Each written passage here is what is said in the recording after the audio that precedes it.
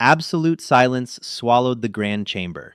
Supreme Chancellor Valerius gripped the obsidian podium, his reptilian scales draining to a sickly, terrified ash. Millennia of galactic supremacy evaporated in an instant as he stared at the trembling fleet commander and gasped, "You? You attacked Earth? May God have mercy on us." The Galactic Council chamber on Citadel Prime was a marvel of interstellar engineering, a massive amphitheater carved into the hollowed-out core of a dead moon. For 10,000 years, it had been the seat of reason, diplomacy, and law for thousands of starfaring species. Today, it felt like a tomb. At the center of the obsidian floor stood Fleet Commander Zokath of the Xylox Hegemony. He was a proud insectoid warrior, his chitinous armor polished to a dark sheen. But right now, his mandibles twitched with nervous energy. He was not here as a conqueror.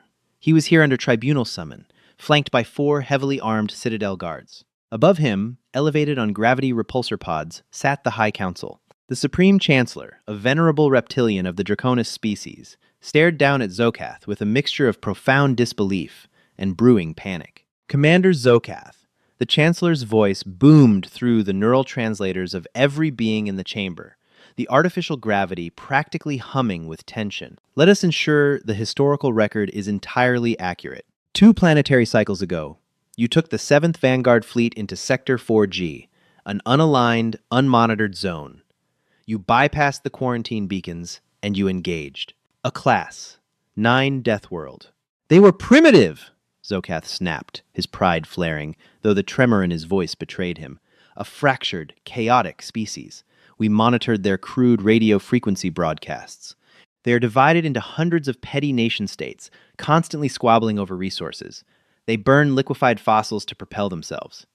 They launch metal tubes into their own orbit using controlled chemical explosions. They were ripe for subjugation. The hegemony required silicate and liquid H2O. Sol 3 was abundant." The Chancellor closed his middle eye, a gesture of deep, agonizing exasperation. "Detail the initial engagement, Commander. Leave nothing out." Zokath straightened. "We dropped out of faster-than-light transit at the edge of their system, near a gas giant surrounded by rings.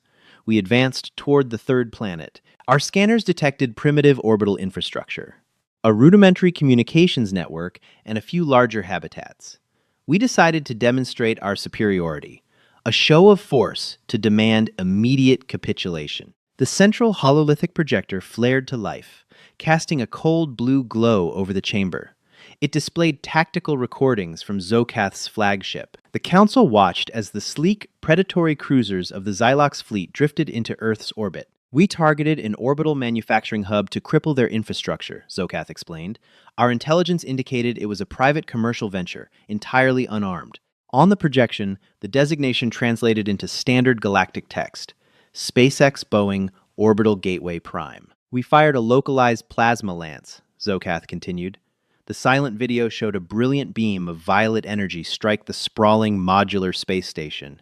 In an instant, the multi-billion-dollar commercial hub shattered, its pressurized modules bursting like overripe fruit, venting oxygen, debris, and the lives of 400 human civilian engineers into the void. "We then transmitted our terms of surrender on all their broadband frequencies," Zokath said, puffing out his chest. "We demanded total planetary compliance within one of their planetary rotations, or we would begin glassing their population centers. We expected mass panic. We expected their leaders to beg." "And what," the Chancellor whispered, his voice dripping with dread, "did they actually do?" "Nothing," Zokath said, his mandibles clicking in confusion. "For exactly 4 minutes and 20 seconds, their entire global communications network went completely dark. No panic, no begging. Just silence." Down on Earth, those 4 minutes were not silent. They were the sound of humanity collectively dropping its differences and picking up a very, very big stick. Deep beneath the Rocky Mountains in Colorado, inside the Cheyenne Mountain Complex, General Richard Bowman of the United States Space Command was staring at a massive NORAD screen. The telemetry data from the destroyed SpaceX Gateway had just been confirmed. The private sector was gone. This was now a military operation. General Captain Sarah Jenkins, the lead orbital analyst, said, her voice eerily calm despite the adrenaline flooding her system. Radar confirms 22 hostile vessels in high Earth orbit. Energy signatures are off the charts. They are transmitting a surrender demand in a mathematically deduced binary code. Bowman didn't hesitate. He picked up the red secure line phone. It connected directly to the Pentagon, where Secretary of Defense David Blackwood and President Jonathan Hayes were already in the Situation Room. "Mr. President," Bowman said, "we have an unprovoked extraterrestrial first strike. The SpaceX gateway is gone. No survivors. They are demanding surrender." General President Hayes replied, his voice devoid of fear, replaced entirely by a cold industrial fury. "Do not let them leave our orbit. Authorization code. Archangel 7. You are green to go hot." Bowman slammed the phone down. "Captain Jenkins, route authorization to DARPA command at the Pentagon. Unlock the black projects, bring the Zeus network online, and get me the CEO of Lockheed Martin on a secure line right now." Back in the council chamber, the alien delegates watched the hololithic projection with bated breath. "At the 4-minute mark," Zokath whispered, his bravado finally breaking. They responded, but not with words. The hologram in the council chamber shifted. It showed the Xylox fleet hovering arrogantly above the blue and green marble of Earth. Their deflector shields were optimized for energy weapons, plasma, lasers, ion beams, standard galactic warfare. They had entirely underestimated human engineering. "We detected thermal blooms across their northern hemisphere," Zokath recounted, his voice now a hollow rasp. "We assumed they were launching their primitive chemical rockets, quote, nuclear fusion warheads. Our point defense lasers were primed to swat them out of the sky. We were laughing, Chancellor. We were laughing." "Stop the recording," the Chancellor ordered. The hologram froze. He looked at the assembly. Let the record show that the Xylox hegemony failed to read the most basic intelligence briefing on humanity. They are a species that evolved by throwing rocks at predators until the predators died. And over 10,000 years, they never changed their strategy. They just engineered faster, heavier rocks. The Chancellor nodded to the archivist. "Resume playback." On the screen, the thermal blooms on Earth's surface weren't ICBMs. They were massive, synchronized bursts of electromagnetic energy. Across the Nevada desert, hidden beneath retractable mesas, Lockheed Martin's highly classified ground-to-orbit railguns, Project Bifrost, had fired. At the exact same time, a network of seemingly dead, defunct satellites officially listed as space junk by Northrop Grumman and the European Space Agency suddenly aligned. The Zeus network. "They didn't use energy weapons," Zokath said, his mandibles trembling. "They used raw, unshielded kinetics." The council watched in absolute horror as 20-ton cylinders of dense tungsten, accelerated to Mach 35 via electromagnetic rails from the surface, slammed into the Xylox fleet. The alien energy shields, designed to absorb and dissipate heat and plasma, offered zero resistance to solid physical mass, moving at hypervelocity. The first tungsten rod struck Zokath's escort cruiser. It didn't explode. It simply punched through the heavily armored hull like a bullet through wet paper, entering the ventral hull and exiting the dorsal spine in less than a microsecond. The kinetic shockwave inside the ship instantly pulverized the crew and ignited the fusion core. The cruiser silently bloomed into a massive, expanding sphere of debris. "3 of our cruisers were annihilated in the first volley," Zokath said. "Before our tactical computers could even register the trajectory of the projectiles, we attempted to retreat to a higher orbit, to regroup. But they did not let you," a representative of the avian corvus species interjected. Her feathers ruffled in fear. "No," Zokath whispered.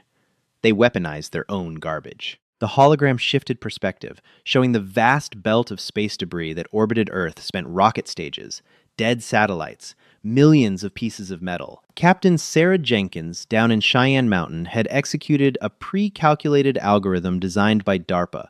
By detonating a series of precise, small-yield kinetic charges among the debris fields, humanity intentionally triggered a localized Kessler syndrome. They created a cascading wave of shrapnel, moving at orbital velocities, forming a dense, localized hurricane of metal that swept directly into the path of the retreating Xylox fleet. To the Council, it looked like Earth had summoned a sandstorm of razor blades in the vacuum of space. The Xylox ships, their shields, already failing from the railgun strikes, were shredded. Navigation arrays were ripped off, Engine exhausts were clogged with high-velocity shrapnel.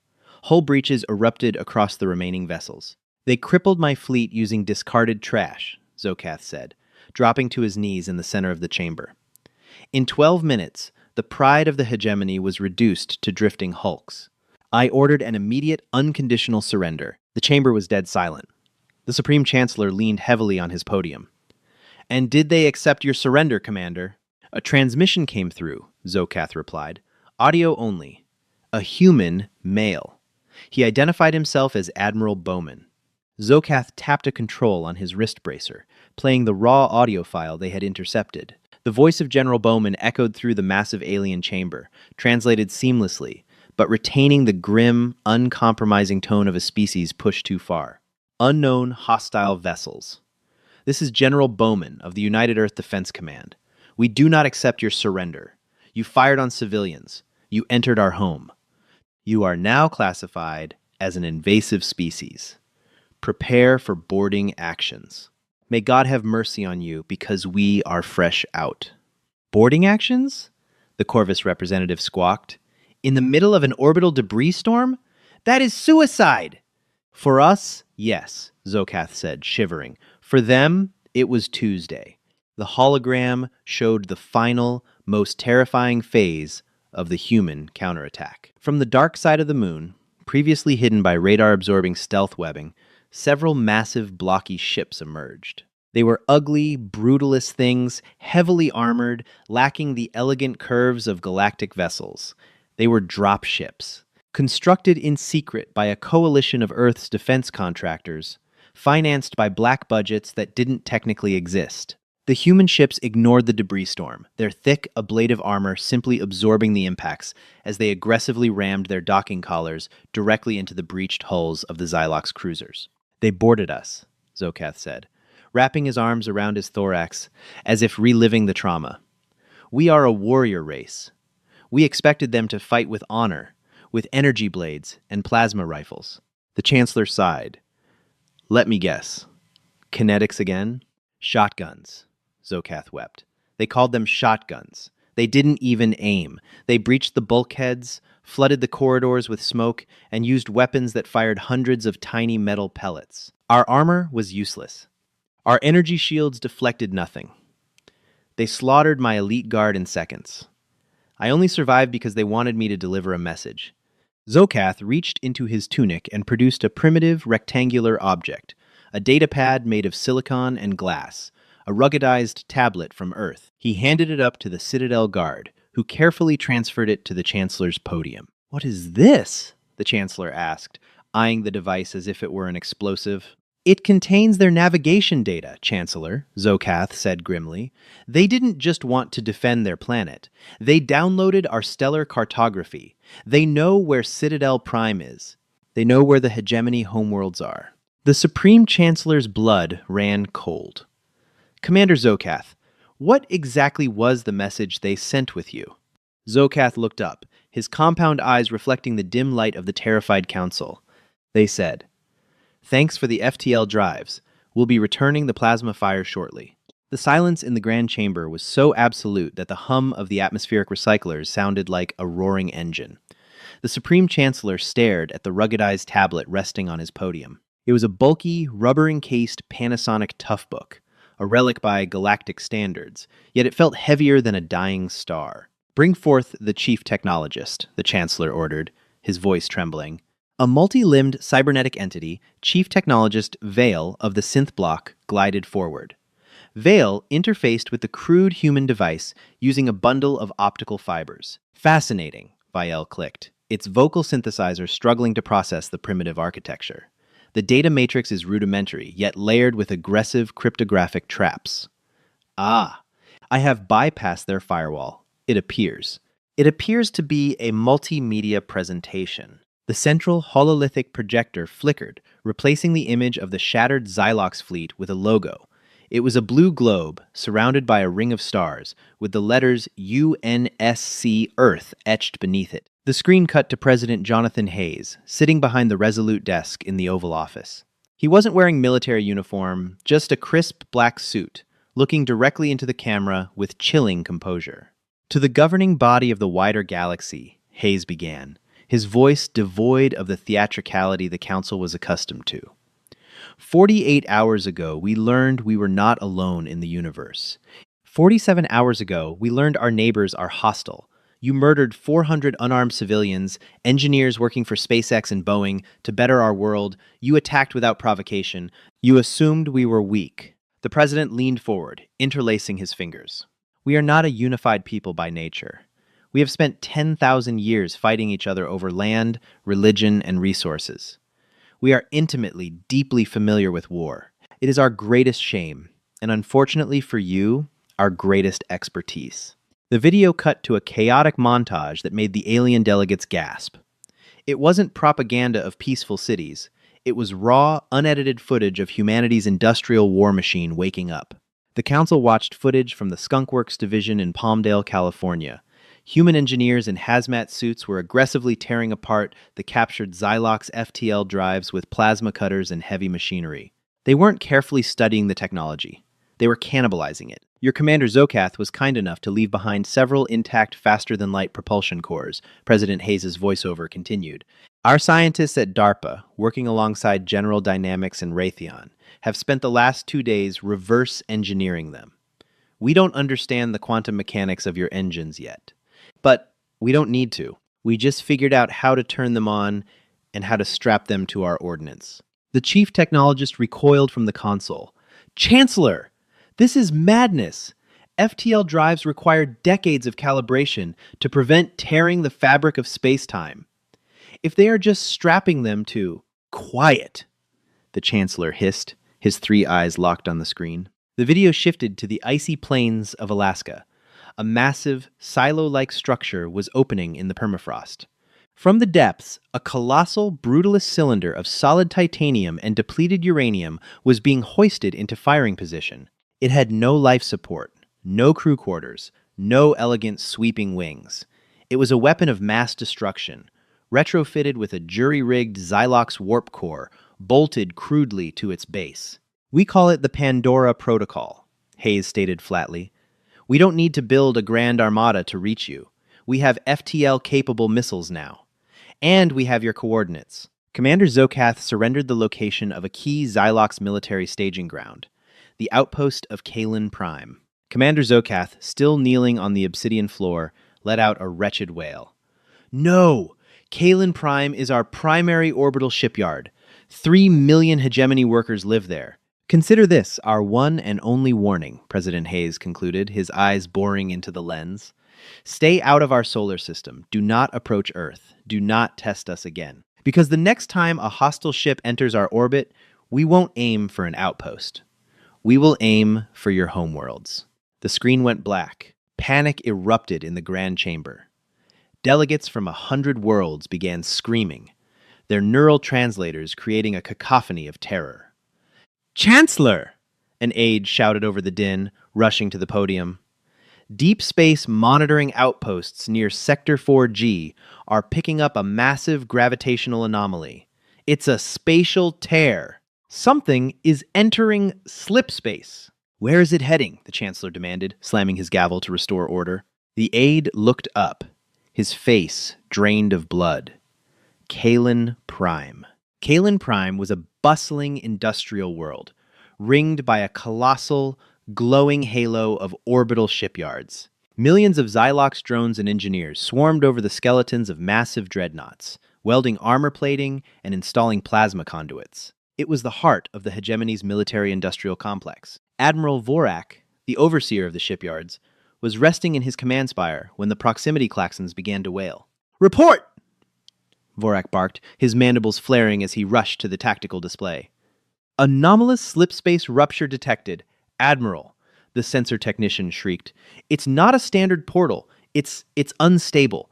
Tearing open, above the shipyards, the vacuum of space distorted violently. Instead of the smooth blue flash of a galactic FTL jump, the fabric of reality seemed to rip apart in a jagged, violent burst of red and violet radiation. From the tear, a human weapon emerged.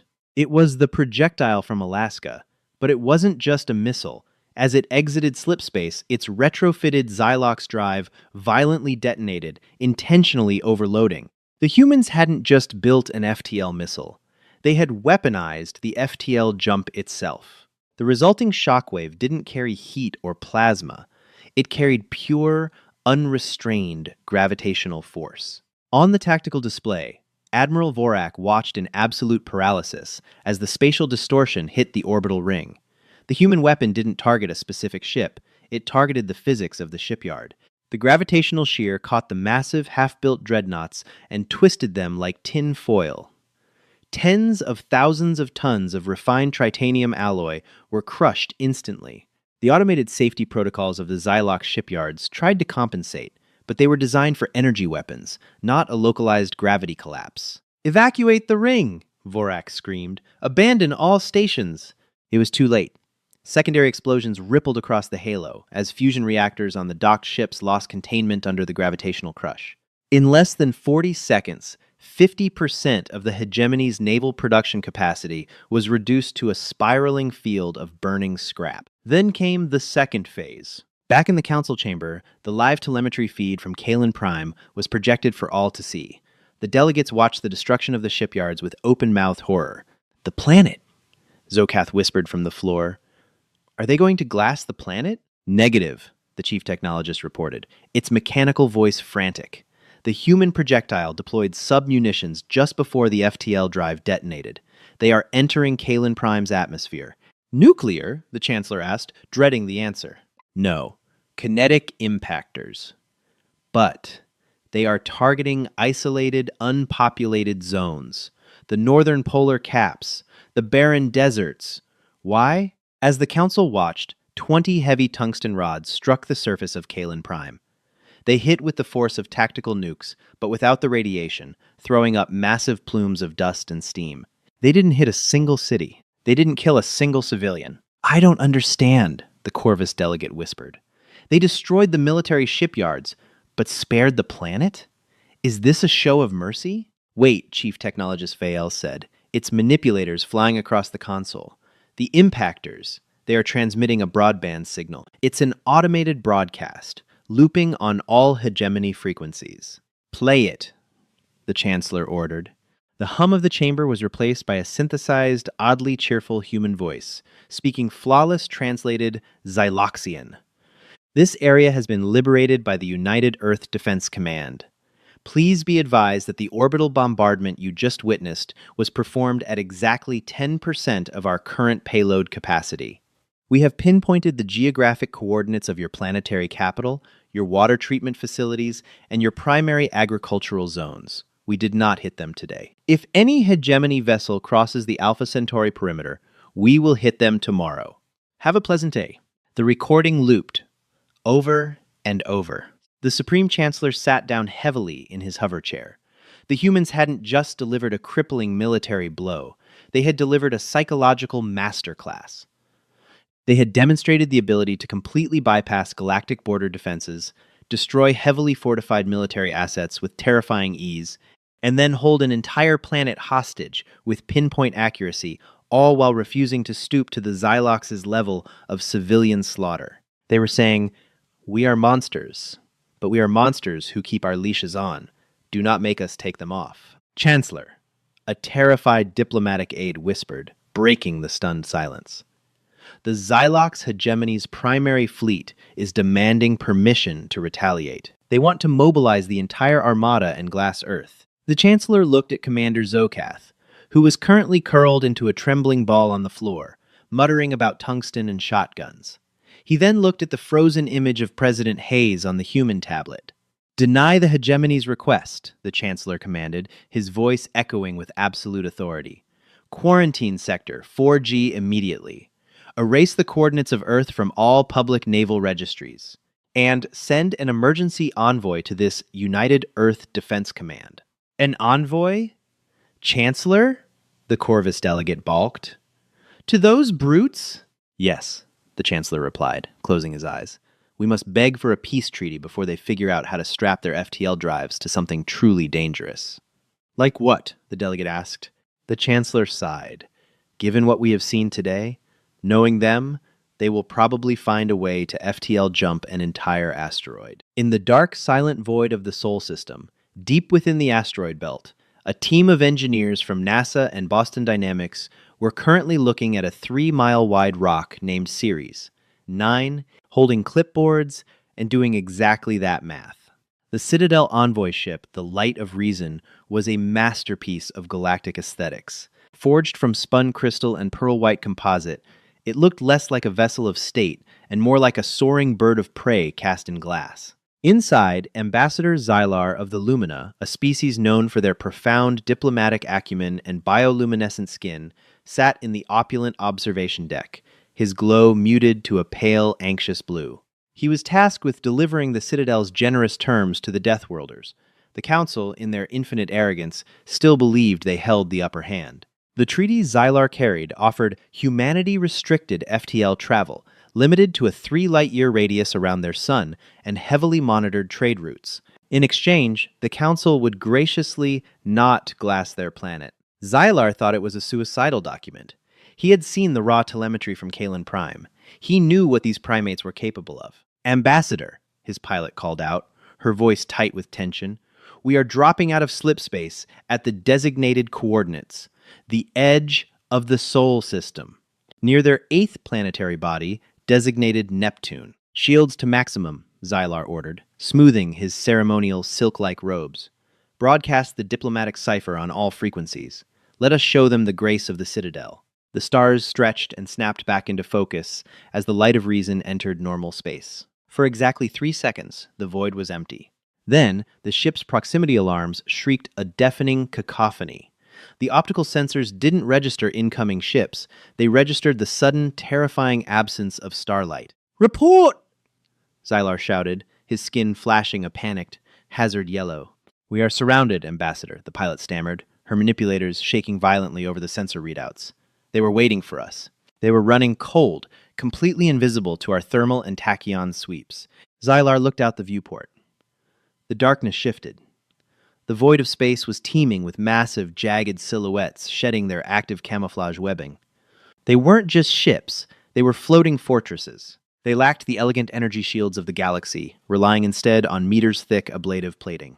Dozens of heavily armed dreadnoughts drifted into the dim light of the distant sun, their hulls adorned with the painted logos of Earth's military-industrial complex, BAE Systems, Northrop Grumman, and General Dynamics. "They have locked onto us," the pilot whispered.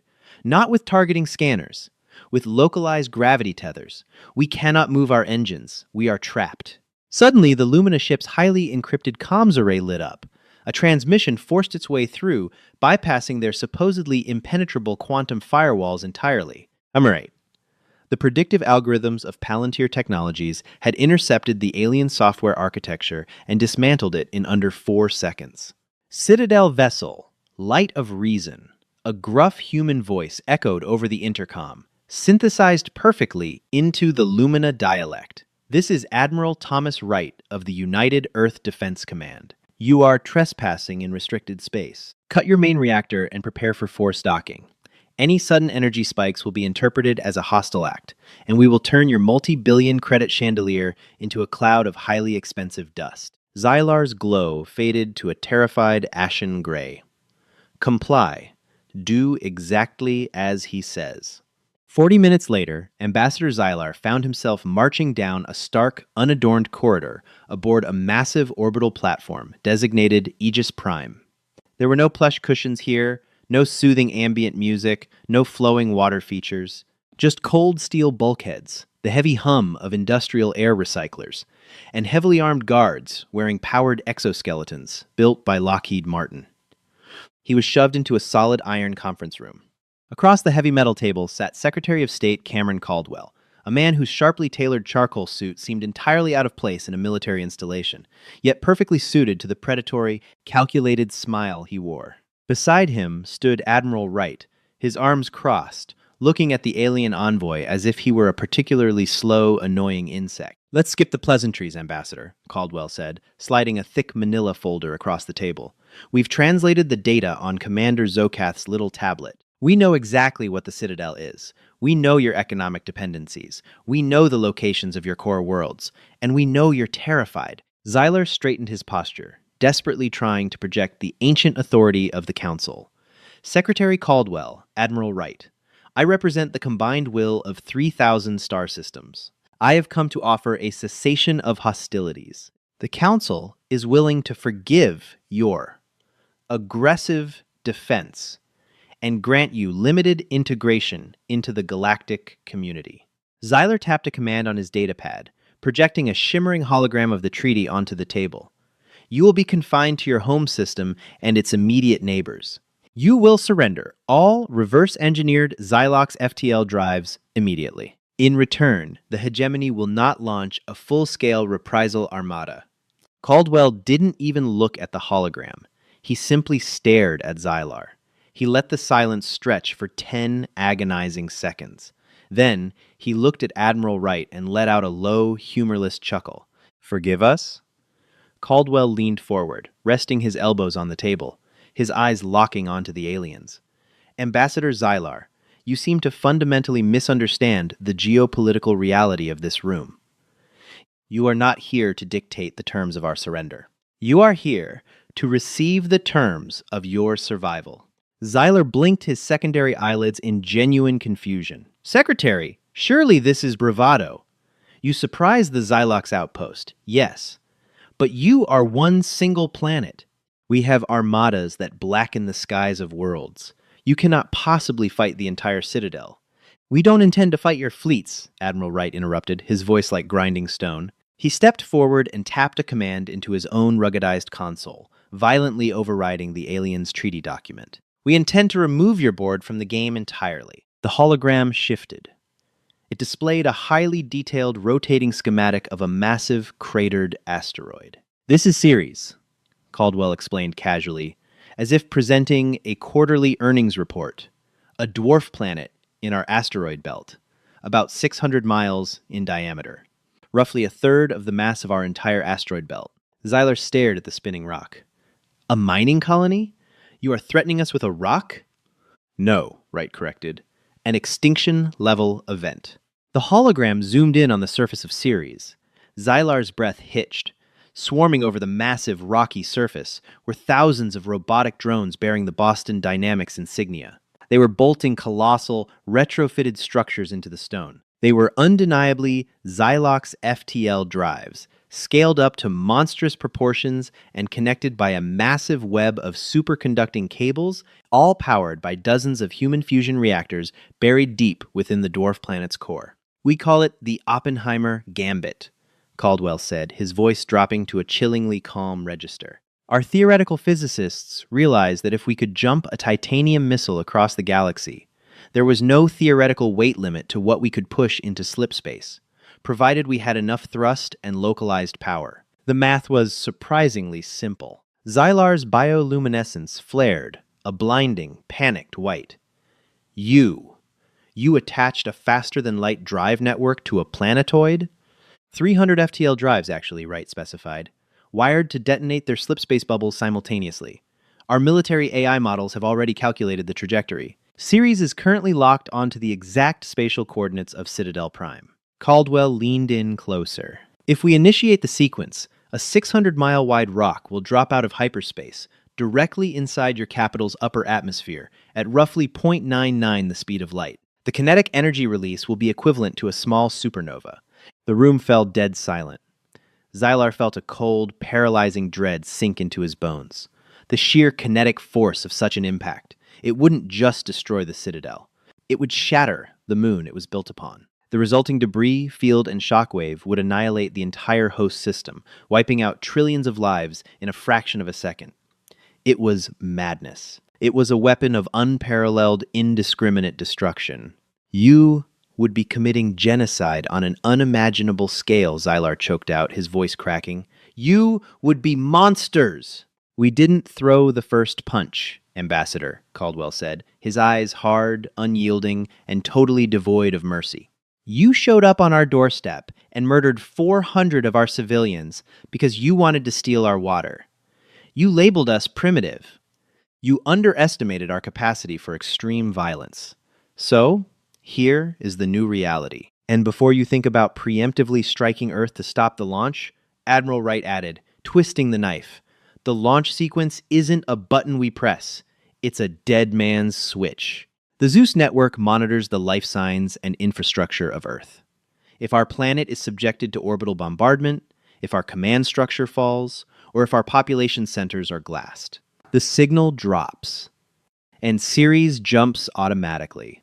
If we burn Ambassador, the galaxy burns with us. Caldwell pulled back the Citadel Treaty, deleting it from the projector.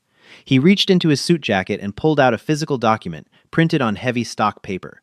He tossed a heavy metal fountain pen beside it. Earth and its surrounding colonies are now a sovereign Tier 1 exclusion zone, Caldwell dictated. Any alien vessel entering a 20 light-year radius without our explicit prior broadcasted permission will be considered an act of war. You will share your medical, agricultural, and material sciences databases with us as reparations for the SpaceX Gateway, and you will formally recognize the United Earth Defense Command as the premier military power in this sector. Xylar looked at the primitive paper, then up at the terrifying humans. His mind raced, calculating odds, looking for a way out. There was none. And if the Council refuses to sign? Xylar whispered.